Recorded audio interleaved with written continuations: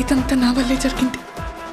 కళ్ళు మూసినా తెరిచిన చంద్రికనే కనిపిస్తుంది. Watch our web series Constable Kanakam Season 2 streaming now on ETV Win app.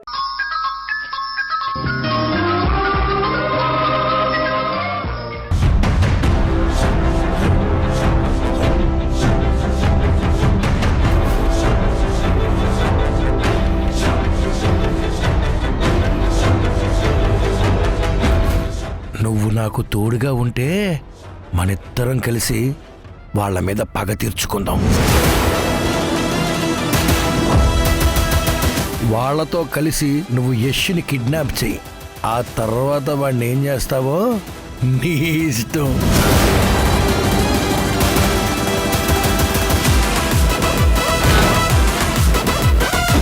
అన్నయ్య, నీ చావు కారణమైన వాళ్ళ మీద ప్రతీకారం తీర్చుకునే అవకాశం నాకిప్పుడు వచ్చింది.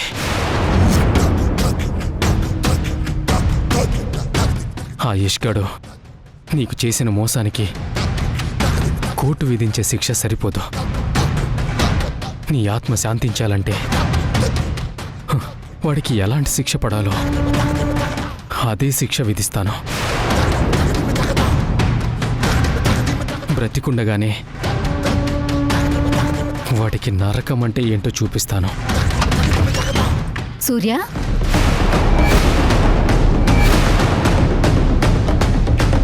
భోజనం చేద్దురా. నాకు ఆకలేదు వదిన.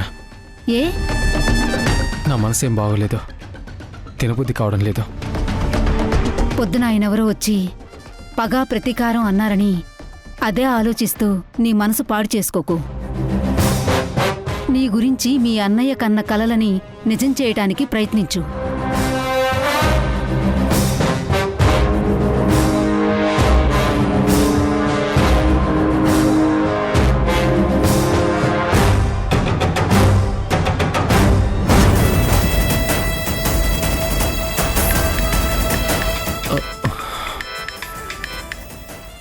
చెప్పండి సార్.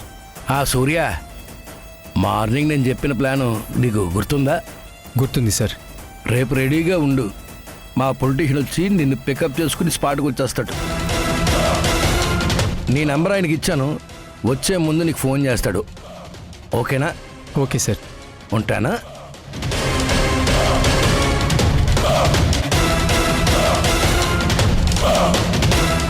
ఇప్పుడు నా ఆలోచన అంతా మన కుటుంబానికి అన్యాయం చేసిన వాడి గురించి. అవకాశం దొరికింది, ప్రతీకారం తీర్చుకుని తీరుతాను.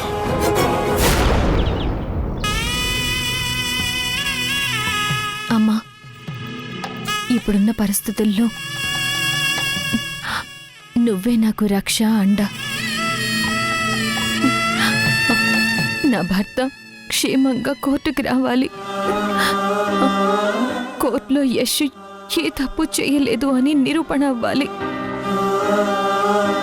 నా భర్త నిర్దోషిగా కేసు నుంచి బయటపడాలని దీవించు తల్లి.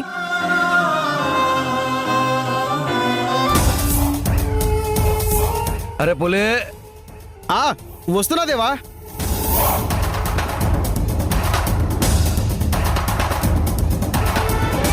ఈ రోజుతో ఆ యష్గాడి పని అయిపోయినట్టే.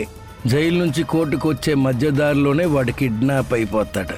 కేసులో శిక్ష పడుతుంది అన్న భయంతో యష్షే పారిపోయాడని కోర్టును నమ్మిస్తాం. అప్పుడు వాడికి శిక్ష కన్ఫర్మ్ అవుతుంది.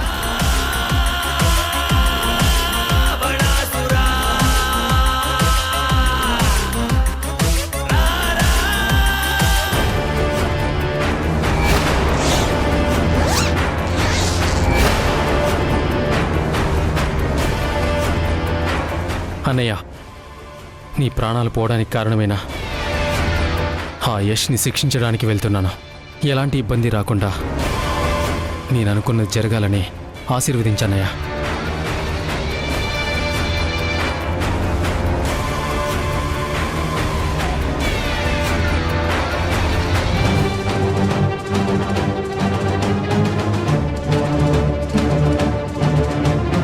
కావ్యకి ఎలా ఉందో ఏంటో.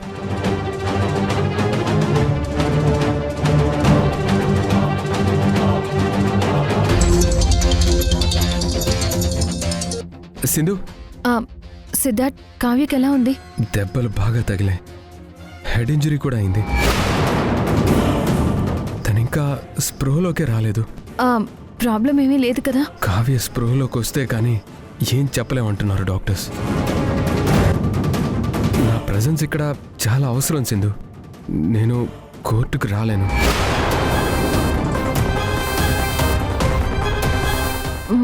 మరిప్పుడు కోర్టుకి ఎలా సిద్ధార్థ్? మా సీనియర్ భవానీ మేడంకి యష్ కేసు గురించి మొత్తం విషయాలు ఎక్స్ప్లెయిన్ చేసి చెప్పాను.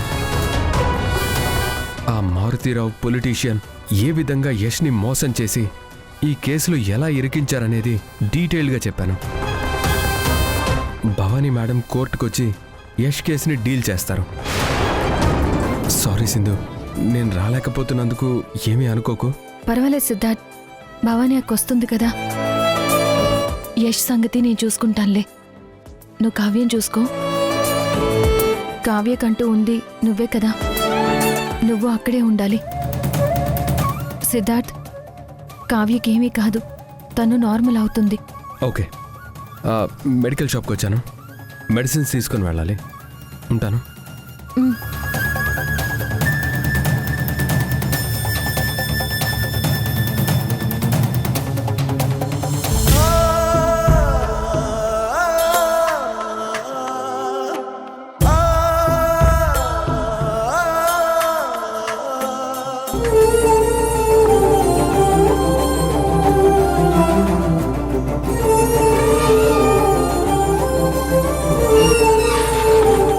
బాబు, ఈ రోజుతో నీ కస్టడీ ముగిసింది. కోర్టుకెళ్ళాలి. ఈ బట్టలు మార్చుకో. సరే సార్.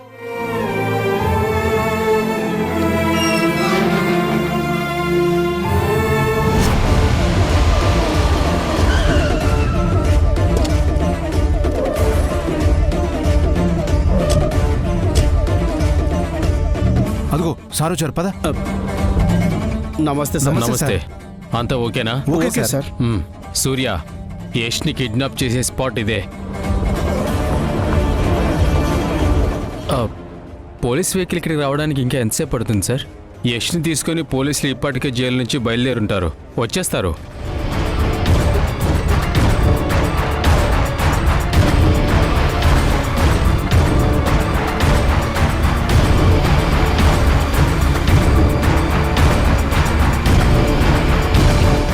అది సరే, నీకు ఆ మారుతీరావుకి ఏంటి సంబంధం? మా ఇద్దరి శత్రువు ఒకటే సార్, ఆ యష్. ఇద్దరి పగ వాడి మీదే. అదే సంబంధం సార్. యష్ మీద పగ తీర్చుకోవడానికి కిడ్నాప్ చేయమని చెప్పాడా ఆ మారుతీరావు? అవును సార్. ఈ మారుతీరావు ప్లాన్స్ అన్నీ ఇలాగే ఉంటాయి. కిడ్నాప్ అన్నాడు, ఓకే. యష్ని కిడ్నాప్ చేస్తాం, తర్వాత ఏంటి? యష్ ఎస్కేప్ అయిపోతాడు, దానివల్ల ఉపయోగం ఏంటి? అవసరమా ఇవన్నీ? అంటే ఏం చేద్దాం సార్? ఈ సూర్యాన్ని అడ్డం పెట్టుకొని యష్గాన్ని లేపేస్తే ఓ పని అయిపోతుంది. యష్తో ఎప్పటికైనా డేంజరే. యష్ని కిడ్నాప్ చేస్తే ఏమొస్తుంది? నీ పగ తీరుతుందా? తీరదు. ఆ యష్గాన్ని ఇంకా ఏదో ఒకటి చేయాలి సార్. అందుకే ఇదే స్పాట్లో ఆ యష్ని చంపేయి. ఏంటి సార్ మీరనేది? నిజంగానే చెప్తున్నాను, వాడిని చంపేయి. నీకు చేసిన అన్యాయానికి వాడికి చావే సరైన శిక్ష. నీ పగ ప్రతీకారం తీరాలంటే ఆన్ని చంపడమే కరెక్ట్. ఇంక నువ్వేం ఆలోచించుకో. నువ్వు ఇంకా చిన్నవాడివే కాబట్టి నిన్ను ఎవ్వరూ ఏం చేయలేరు. నేను పొలిటీషియన్ని, నీకేం కాకుండా నేను చూసుకుంటాను. నా మాట విని ఆ యష్ని లేపి, ఓకేనా?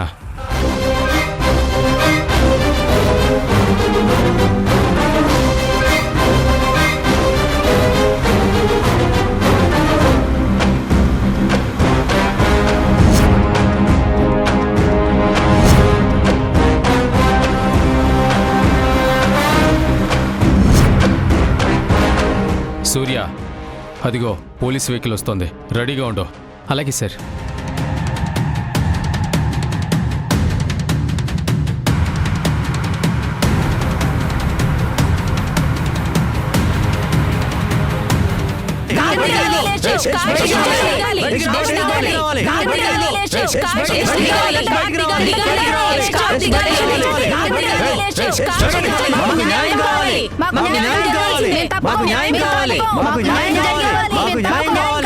ఆగండి, మర్యాదగా చెప్తున్నా, అటు తప్పుకోండి. మాకు న్యాయం జరిగే వరకు మేము తప్పుకోం. రండిరా.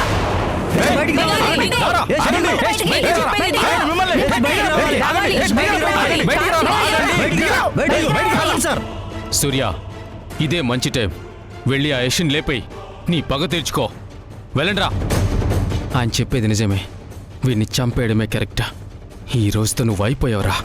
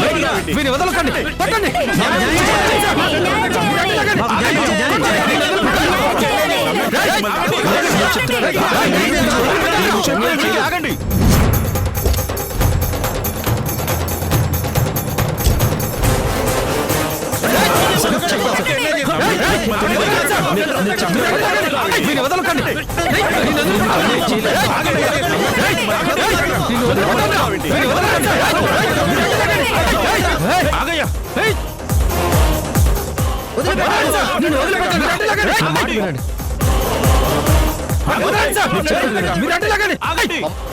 వందేహం శివం వందేహం లయం వందే శ్రీకరం వందే సుందరం దేవాసురుపురం పాడే పన్నగం నీవే అంబరం నా విశ్వంబరం రం రం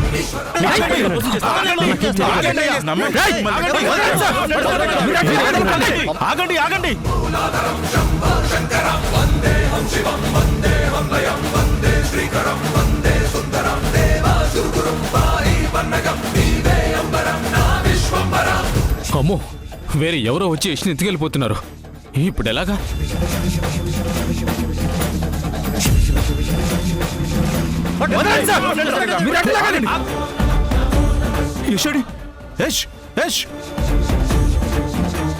మిస్ అయిపోయాడు.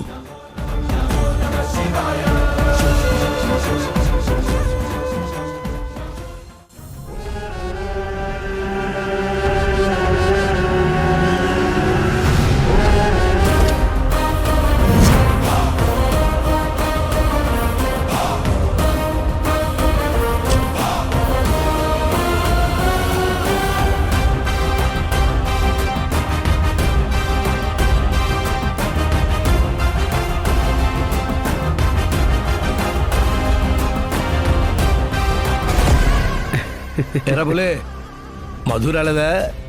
వచ్చింది దేవా. ఎక్కడ్రా? కనపడదేటి? లోపల ఉంది దేవా. ఓ, ఈ పాటకి అక్కడంతా అయిపోయి ఉంటుందిరా. ఎక్కడ ఏమైపోయి ఉంటుంది దేవా? అది అవన్నీ నీకెందుకురా?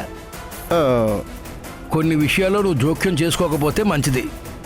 పనికిరాని విషయాలన్నీ చెప్తాడు, పనికొచ్చే విషయం మాత్రం చెప్పడు. యాదవ్వా. దేవా, ఇలా ప్రతిసారి కోర్టుకి జైలుకి తిరుగుతుంటే మీకు బోర్ కొట్టడం లేదా? అరే పులే, నేను బయట ఉన్న దానికంటే జైల్లో ఉన్న రోజుల్లో కోర్టు చుట్టూ తిరిగిన రోజులే ఎక్కువ. నాకెందుకు బోరు కొడుతుంది చెప్పు?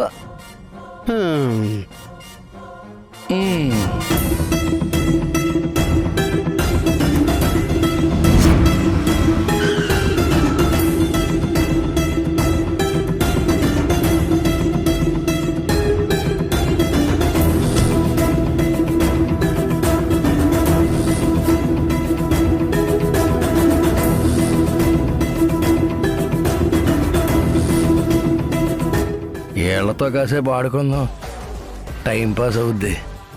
అరే పులే, నువ్వు ఇక్కడే ఉండు, నేను ఇప్పుడే వస్తా.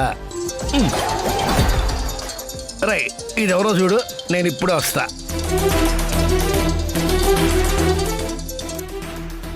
హలో, ఎవరు? ఫోన్ నువ్వు లిఫ్ట్ చేసావేంట్రా? మారుతిరావేడి? ఆ, దేవా బిజీగా ఉన్నాడు సార్. విషయం ఏంటో నాకు చెప్పండి, నేను వెళ్ళి దేవాకు చెప్తాను.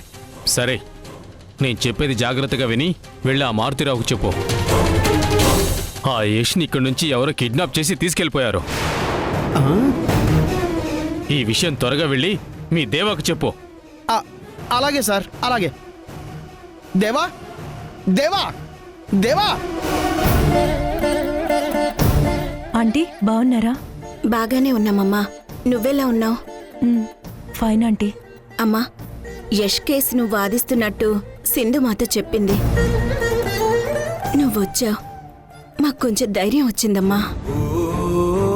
కావ్య హాస్పిటల్లో ఉండడం వల్ల సిద్ధార్థ్ రావడం కుదరక నాకు ఫోన్ చేసి అన్ని విషయాలు చెప్పాడు. అందుకే వచ్చాను. సింధు ఎక్కడ ఆంటీ? నేను డైరెక్ట్ కోర్టుకు వస్తాను, మీరు వెళ్ళండి అత్తయ్య అని చెప్పింది. నేను కూడా సింధు కోసమే చూస్తున్నాను. ఏంటి మీరే వచ్చారు? అసలైన వాళ్ళు అదే మీ కోడలు సింధు రాలేదా? ఓహో, తన భర్త నిర్దోషిగా బయటికి రావాలని దండం పెట్టుకోవడానికి గుడికి వెళ్ళిందా?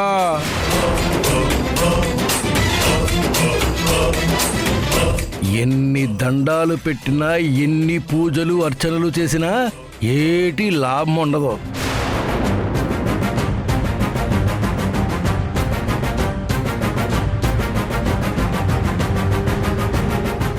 దేవా దేవా, యష్ని ఎవరో కిడ్నాప్ చేశారంట. సరిగా చెప్ప. యష్ని కిడ్నాప్ చేశారంట దేవా. కాస్త గట్టిగా చెప్పి చావచ్చుగా. ఆ యష్ని కిడ్నాప్ చేశారంటండి.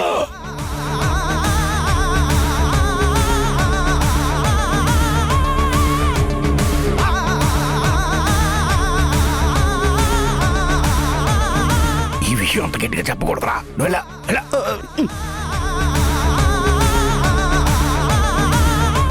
ఏటి యశ్ కోర్టుకొచ్చే దారిలో పోలీసుల కళ్ళు కప్పి పారిపోయాడా?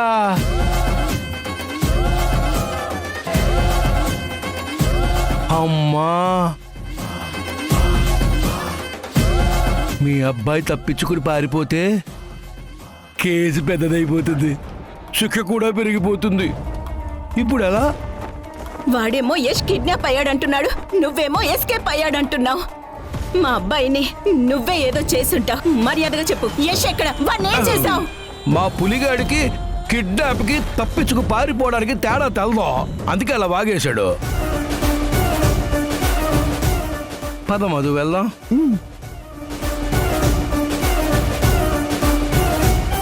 ఆంటీ, ఒకసారి సింధుకు కాల్ చేయండి, ఏం జరిగిందో తెలుస్తుంది.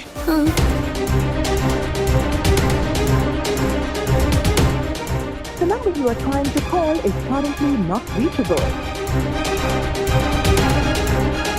The number you are trying to call is currently not reachable.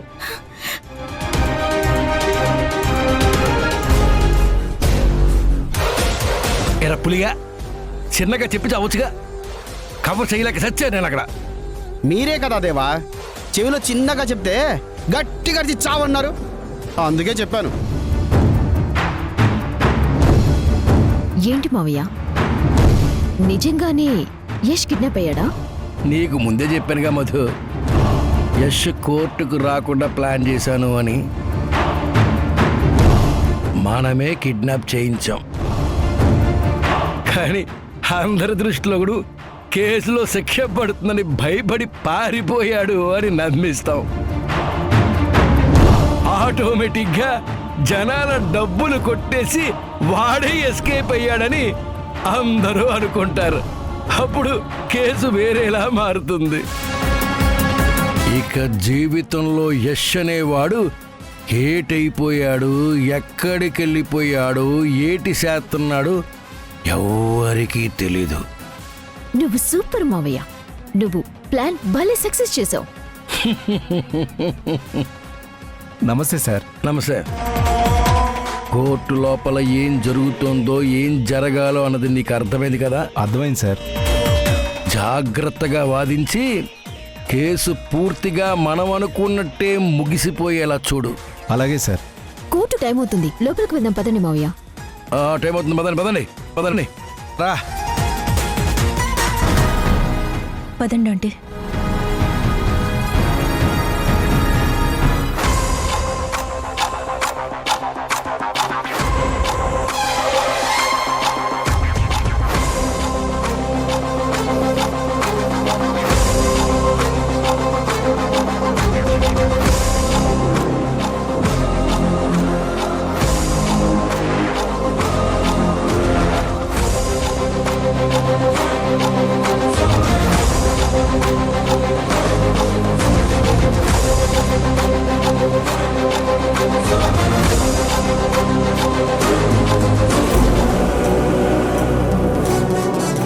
The number you are trying to call is currently not reachable. Please try again later.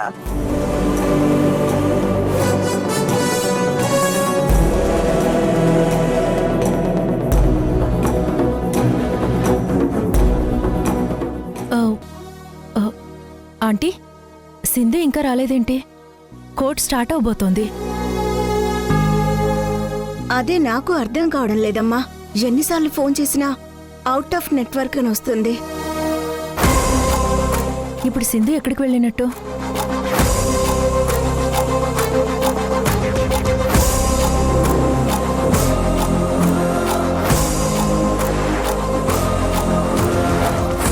Sir sir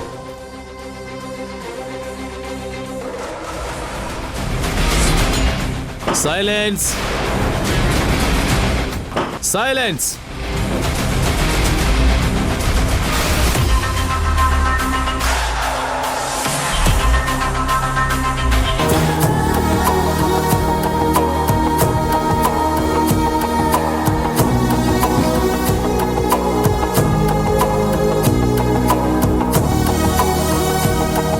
ముద్దాయిని ప్రవేశపెట్టండి.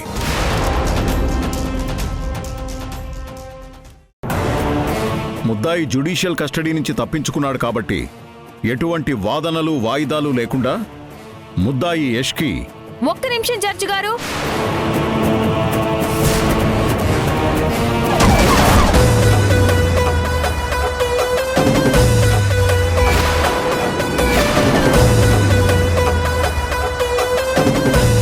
నా భర్త ఎక్కడికి పారిపోలేదు జడ్జి గారు. కోర్టుకు తీసుకొచ్చే దారిలో నా భర్తని చంపాలని కొంతమంది ప్లాన్ చేశారు. అవును సార్, ఇంతకు ముందు కూడా యష్పై అటాక్ చేశారు. నీ భర్త మీద హత్యా ప్రయత్నం జరిగిందా? అసలు ఎవరు చేశారు?